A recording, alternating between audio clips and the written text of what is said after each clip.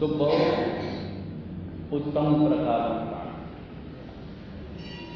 मनना विकार, तनना विकार, जन्मो जन्मना विकारो नाश करवा माटे आ अमृत बिंदु अनुलोम विलोम प्राणायाम ब्रह्मना गुंजन साथ डाबेथी श्वास भरी અને જમણેથી જ્યારે છોડીએ ત્યારે બ્રહ્મના ગુંજન સાથે શ્વાસ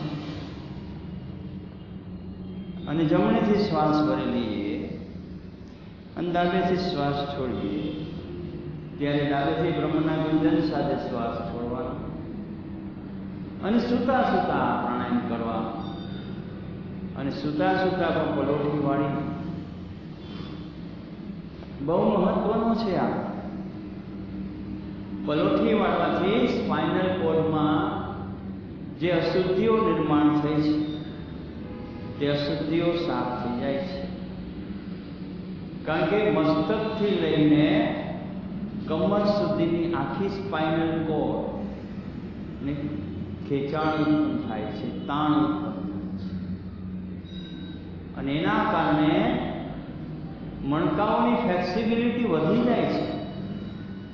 મણકાઓનો ઘસારો ધીરે ધીરે દૂર થઈ જાય છે અને મણકાઓની કાર્યક્ષમતાઓ વધી જાય છે. મણકાઓમાં ઉત્પન્ન થતા દુખાવા નાશ પામી જાય છે. કમરનું દર્દ ગાયબ થઈ જાય છે. આ રાત્રે સૂતા સૂતા પણ આ ક્રિયા કરી શકાય અને આનો બહુ બહોળા પ્રમાણમાં લાભ મળે છે.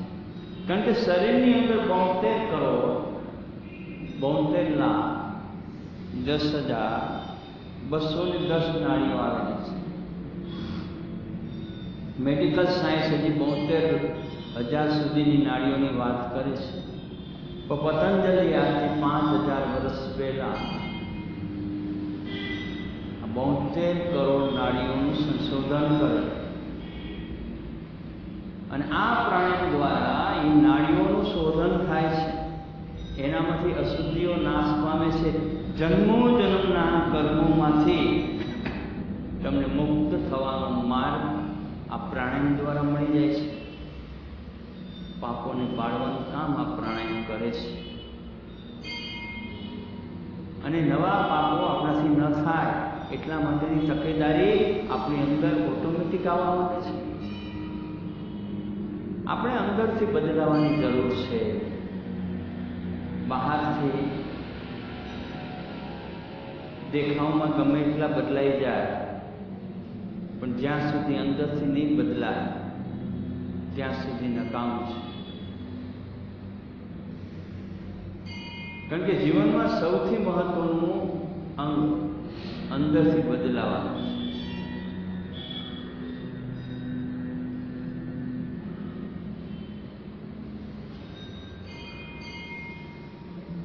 सुख और शांति आपके भीतर पड़ी है, बस उसे प्रकट कीजिए. आप उसे प्रकट करेंगे तो आपकी शक्तियों का विकास अपने आप होने लगेगा.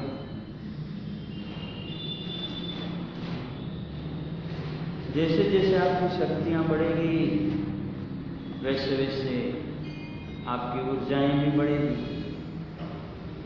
आपके मन को शांति भी प्राप्त होने लगेगी. तनाव से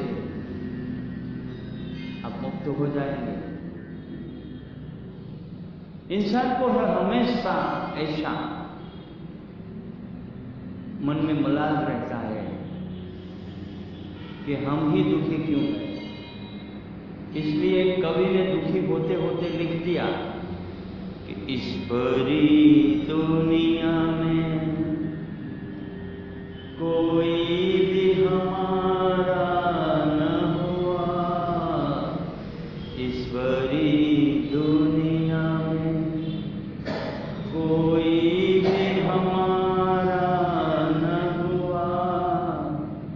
गेर तो गेर है अपनों का सहारा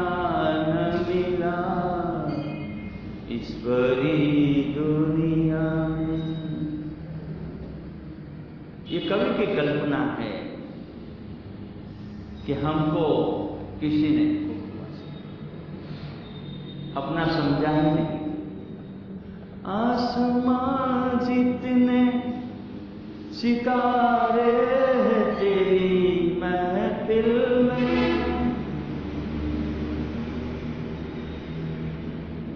भगवान ने फरियाद करे छे कवि कि आसमान में केटला सिताराओ छे तारी महफिल में। एक हम है के हंसे भी तो गुजारा न हुआ इस बड़ी दुनिया में। हसવાનો घणो प्रयत्न कर्यो तोय अमारुं कई वळ्युं नहीं।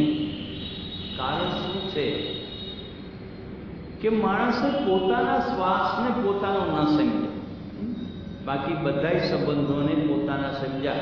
तमे भगवानने तमारो समझो छो ने ए मोटी भूल छे। भगवान तमारो त्यारे थई शके कि तमे तमारा श्वासने ओळखो। परमात्मा एमनेम तमारी पर मेहरबान नथी थतो।